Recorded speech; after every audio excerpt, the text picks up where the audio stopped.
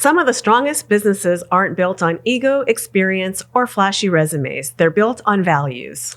And sometimes the people who end up being your best employees are the ones who came in with zero industry experience at all.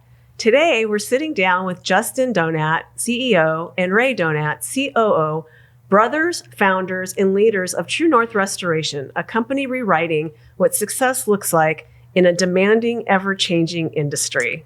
They'll share why culture beats credentials, how leadership sets the tone, and what it really takes to build a team that shows up when it matters most. If you believe business should stand for something bigger, this conversation is for you. I'm Roxanne Rapsky, and this is my colleague, Sarah Wasco. We created this podcast to bring you information and education about business ownership and all things franchising. Welcome to episode 111 of Unpredicted Entrepreneur. Well, thanks for joining us today, Ray and Justin. You've got a great story. Thanks for having us. Yeah, sure. We want to start out with your backgrounds and how you got into the wild world of entrepreneurship, and then finally how you ended up in franchising.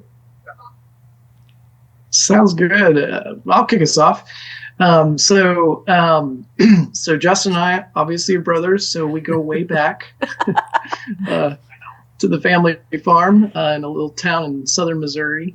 And so we grew up on a farm, had some cattle, but our dad was a business owner himself and did metal refinishing. So we kind of grew up around it, but we didn't really participate in the family business at all. But I see, looking back on it, like I was introduced to some great reading material and leadership and stuff, even from a young age through dad. But eventually running the family business, wasn't a direction that I per se, thought I was going to go or anything like that. So, I went to college and got pretty involved in church and video production stuff. So went to school at Missouri State University here in southern Missouri, and but eventually was looking for something in the ministry side of things. And so I eventually was curious about that. But before I did that, I found myself having a lot of fun out west in the mountains, working for the U.S. Forest Service for about 4 seasons out there, and learned a lot of life in that kind of job. It was one of the most favorite jobs I had. I worked in a lumber yard for a little bit, but that was blast. Rock climbing, fighting fires, just having a blast on days off out in the mountains. So, and then eventually went to seminary and got involved in ministry. So that's a quick, short summation of my background there. And now you own a restoration company, so it's fun. And now I own a restoration company, yeah. See how that evolved over time. So y'all can share a little bit more as Justin tells his story of how this kind of business came about and how that evolved from ministry for Ray to True North Restoration. And Justin is in an airport. So thank you, Justin, for taking time out of your busy travel schedule to join us. Yeah. Absolutely. Thanks for having me. I do apologize, in the airport. At first I was like, oh, this is terrible. Then I was like, you know what? This is the reality that I live in as an entrepreneur. You have to be able to go with the punches. And when everything isn't perfect, I'd love to be in my office right now with some nice books behind me and perfectly quiet. But I was like, this is the perfect snapshot of what being an entrepreneur is. You got to just go with the punches. So kind of background what Ray said. We grew up on a farm in tiny little southwest Missouri. I went to University of Arkansas, got a job at JB Hunt after that, and worked in corporate for a while. And what really opened my eyes to business ownership was, I think our dad was a business owner, and we learned a lot about that, more than we probably even knew or realized at the time. And later in life, post-college, working corporate job, seeing a lot of my peers and friends trying to get married, buy houses, have kids, everything they want in life, but struggling massively to afford it. And really trying to just figure out this whole capitalism machine. How does it work? How do you win? How do you not lose? And it seems like the secret to success in the American dream now is not the kind of the old school, get a job for 35 years, gold watch kind of career. It's really is business ownership, eat what you kill kind of mindset. And so kind of understanding some of those more macroeconomic ways to be successful is what really got me on the mindset of quitting my corporate job and starting a business, and starting from basically nothing. I started as carpet cleaners in Denver, Colorado, and grew it from there. So a lot of lessons learned, and it's been a fun ride. So you said something in our prep call that when we were talking about your background that I wanted you to mention when you were mentioning graduating from college and figuring out this whole capitalism thing. You said that you heard, and I don't remember where you said this, you heard this, but franchising is the best example of the democratization of capitalism we have ever seen. And I think that's, kind of going back to starting your own business and then eventually franchising. So kind of tie in, you gave us your background, right? You gave us your background. You started carpet cleaning, Justin. When did you drag Ray into carpet cleaning with you? Like, did you guys start that piece out together? Did one of you start it first? Because that was the first venture before restoration. So kind of walk us through that. Yeah. Yeah. I'll start, Ray, and I'll let you jump in. Because I feel like I need to confess some sins. Ray was in ministry, and I was in for-profit business. And I talked Ray into flying out to Colorado. I had a big project, and I think hopefully I didn't talk him into leaving ministry for money, but he flew out to Denver, helped me on this massive mold project. I absolutely needed his help, and I'm thinking some numbers start spinning in his brain. He's like, "Oh, this might pay better than ministry." So I don't know if I've got some confessing to do there, but it was really cool to see Ray kind of, I hope he makes a lot of money in business and goes back to ministry. That'd be a cool story maybe. So, but I'll let him speak for himself. So go ahead, Ray. Yeah, no, I actually blur the line between the business world and the ministry world in some ways, which can sound scary. But growing up in Southwest Missouri, it's kind of Tornado Alley, but we're a little bit on the east side of it. And the church that we grew up in, huge servant's heart is what we grew up in. Like our dad is a doer, likes to do things with his hands, and our the youth pastor I grew up still very close with today, just a very active doer and serving your community. So we ended up serving and taking groups to go do hurricane cleanup. Hurricane Katrina was like in the early 2000s. That was restoration work, and I had no idea about it. And so we continued to do that. The Joplin tornado event. There was tornadoes in northern Arkansas over the years. Ice storms in Springfield, Missouri. I think it was 2007, and there's another one in 2013.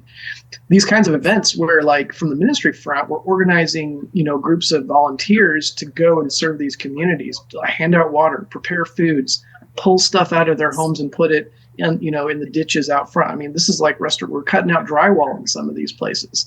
So, like, we were doing restoration work before we even knew restoration work was a thing. And the main motivation for that is a servant's heart. We're just there to love and care about the people that we're working for.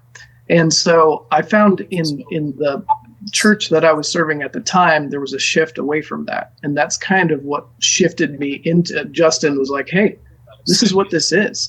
Like, he didn't say it, but that's what it was. And so that's what really got me into this. And then once I stepped into the business world, started my own location, mirroring a lot of what Justin had done and started in Denver, because I started 2-3 years later. I started in 2017. Then it was like, okay, how do I balance this servant's heart in the business world? Like, I kind of had been doing that in ministry for many years, but now how do you balance that? And so we've carried that into our mission, vision, and core values in True North to this day. Everything can be summed up in one word: serve. And that's where we're at today. I love that. So you're able to build a business, but really it is your ministry serving, to your point, these clients that need help. So Justin, you were doing carpet cleaning. And so tell us how it evolved into, well, and Ray may have already addressed it, kind of full-blown restoration, and then how you ended up deciding, okay, let's expand this and let's franchise this, and tell us a little bit about that journey to evolving from an independent carpet cleaning business to a restoration franchise. Well, and with that, and how your roles changed as well. Yeah. So me and my wife moved out to Denver in 2015. People thought we were absolutely crazy. My wife was literally in a van with me cleaning carpets. And that's not exactly what you want to tell your in-laws. You know, I married your daughter and now she's in a van cleaning carpets. Pretty quickly though, we had some customers calling back, hey, we have water in our basement. Can you do something about that? I was like, I don't know. I could try to suck it out and create an invoice. And I'll never forget, I think it was our second job ever. We had an insurance adjuster. I wrote up a $1,200 invoice. Most money I've seen ever on a job by a ton. I thought we had struck the lottery, and the adjuster came back and said, my estimate came in at $24,000. And we were just like, are you kidding? So, you know, we saw like, it was a great industry. It's a high margin industry, emergency restoration. We got kind of thrown in it almost on accident. And we just started learning it. Within about a year and a half to 2 years, we completely shifted the business model. We dropped carpet cleaning altogether and became a full-on water restoration company. Shortly after that, we opened up a couple locations in Fort Collins, Colorado Springs, and then we opened up Dallas, Texas, I want to say around 2018. And that was where the gears started turning big time. When we crossed state lines, our balance sheet was expanding, more liabilities, trying to manage it across state lines and everything. That's when we started thinking, hey, is there a better model out there to really help with this? And we'd been exploring franchising at times, just kind of from more of an economic way of how does the economy work? Like you said, the democratization of capitalism, it's a really neat business model, but it's also incredibly practical too. We were feeling the pains of the branch model and wondering if there's a better way. And the franchising model just became very apparent. We reduce our risk in our balance sheet. Instead of general managers who could just up and quit, you're getting owners who buy in at such a deep level. They share in the reward of the business ownership themselves. So as they build a giant asset of a business, they get to keep that. So it just started checking all the boxes of what we were looking for. And we got together in 2020 with a couple carpet cleaners who were kind of trying to figure out how to switch their business to restoration. And within a few days, we were in Breckenridge, Colorado, and within about 2 or 3 days, it was very obvious of like, hey, we got to go for this. Let's franchise. We already have a few people that want to convert their carpet cleaning into restoration, and it's just kind of off to the races there. And Ray, I'll let you kind of speak on the roles a little bit, because that was definitely something we had to figure out. Well, yeah, definitely. I love being a general manager in Southwest Missouri, starting that location, and in Colorado Springs, starting that location as well. I really loved it. Like building a team, working together, serving our communities. Like I loved it. And switching from general manager, there was a time where I was general managing Colorado Springs and filling the COO role for franchising. The customer is a totally different kind of customer in franchising, right? We have franchisees who are learning and developing how to own their own business and represent the brand and serve their communities and customers.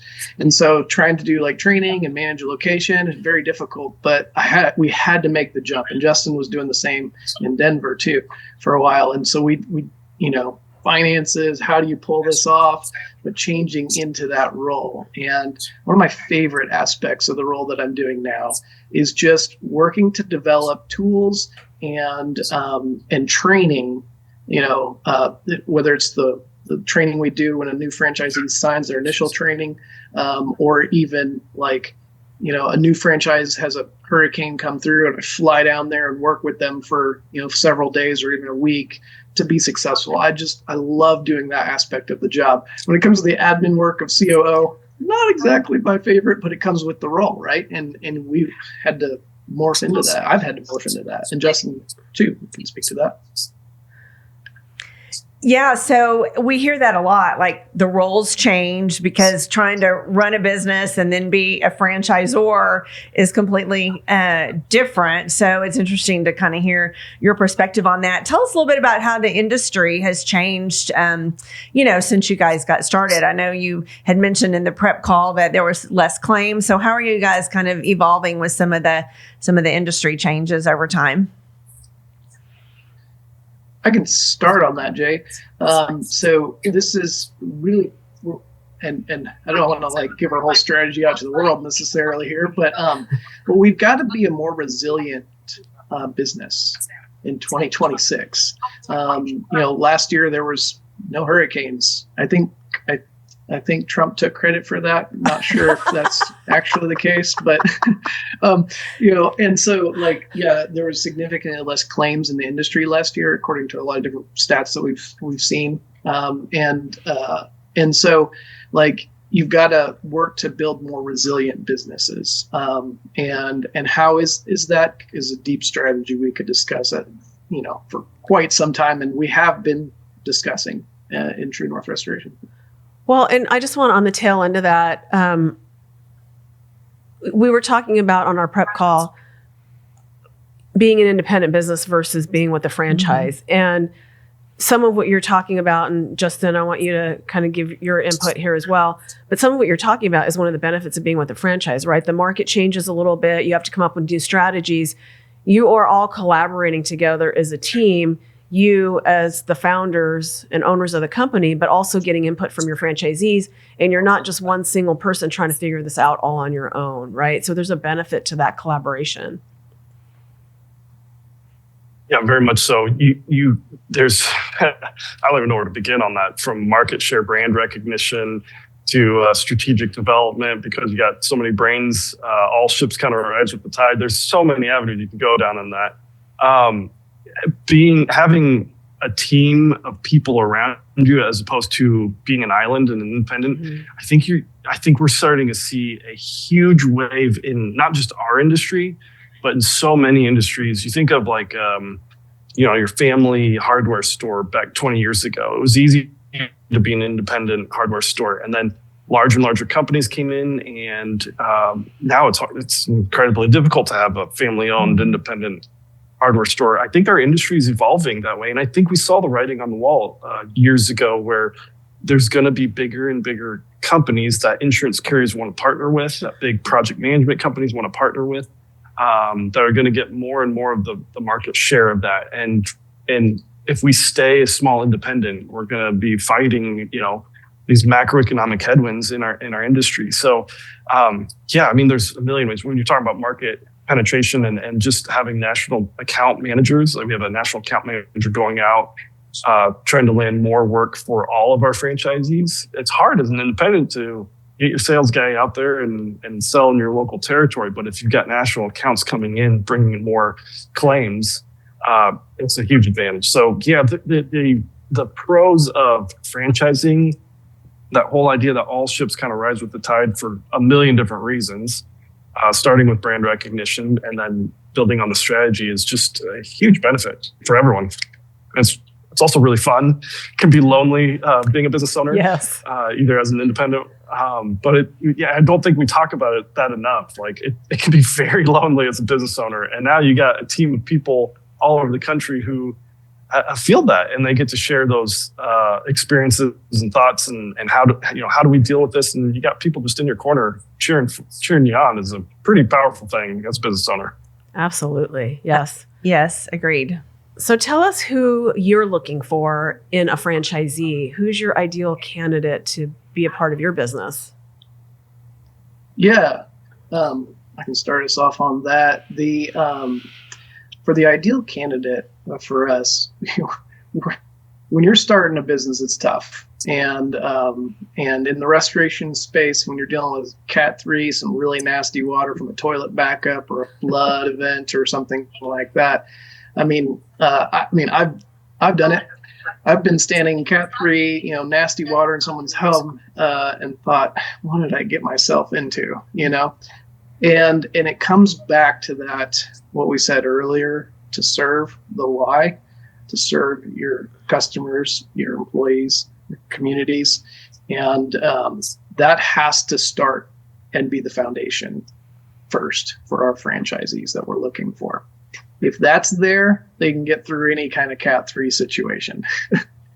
Maybe with some assistance, some encouragement, some camaraderie, but they can do it. The first year in business it's very tough starting.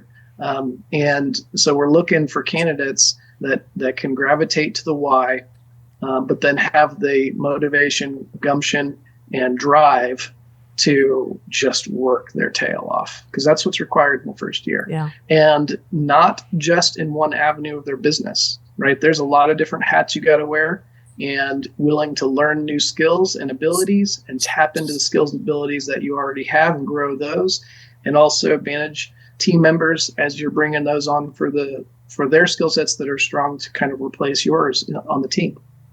So in a nutshell, that's what our candidates are. We've really worked to develop a pretty detailed ideal candidate kind of avatar. But in a nutshell, that's what we're looking for.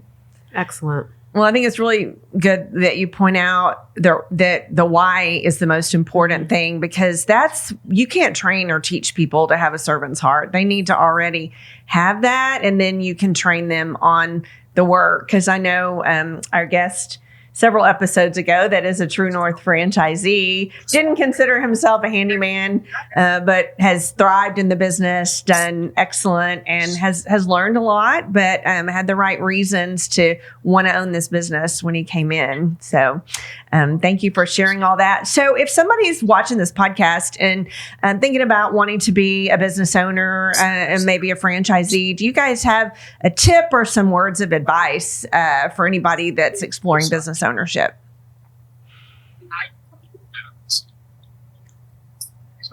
Yeah, I would say do it. Do it? I would say absolutely do it. But don't do it alone. You'll be challenged to grow in owning your own business in so many ways that are so good as a human being. Just all the aspects that come with it, and surrounding and owning a business, running a team, working with customers, the why behind finance, just all the different aspects of it that you learn and grow in. And then the freedom that also comes in that as well. There's a side to that. So I would say do it first off, decide to do it, and then figure out how or where. Awesome. Was there anything else you wanted to add to that, Justin? Yeah, I well said, Ray. But there's a balance. I always tell people there's, and this might be too harsh of a quote, so you might want to take it out. But there's this quote I heard that choosing to not own a business in today's economic environment is equivalent to cutting your feet off to save money on tennis shoes. There's just too many macroeconomic headwinds ahead of you to just go get a job and hope that it works out. You have to proactively, ruthlessly, aggressively attack this world, the economy, how it works, and business ownership is that. So, like Ray said, do it. Absolutely do it. You can't afford not to in a lot of ways. You need to either be really skilled as an employee or go in a business. Conversely, man, it is so hard. And I don't think enough people talk about the difficulties of business ownership. I can say as a negative thing or a positive thing for franchising. When you're not owning a business by yourself, a lot of those risks, there's a lot of guardrails. Those risks are diminished. The percentage of franchise companies surviving, existing, and thriving are way higher. I forget the stats off the top of my head, but you have way better chance of being a successful business owner as a franchise than independence. But when people ask me about business ownership, I'd be foolish to not spend at least a minute pitching them. It's hard. It's going to be really hard. Yeah. It's way harder to be a proactive business person having to think through accounting, finance, sales, ops, than to just have your steady job that your niche area that you are an expertise in. So you got to hold both very in both hands and balance it. Very well said. Thank y'all so much. So we really appreciate you joining us. We know you're both very busy, obviously, Justin, in the airport. So if somebody wanted to get a hold of you guys or contact True North Restoration, what would be the best way to do that? I'd say it's very simple. Ray at gotruenorth.com. Okay. Easy enough. Very easy. Okay. Well, thank you all for joining us today and listening to Unpredicted Entrepreneur. If you are interested in learning more about franchising or connecting with Roxanne or myself, please feel free to click on the links below. Thanks again for listening, and we hope you all have a great rest of your day. Bye-bye. Bye.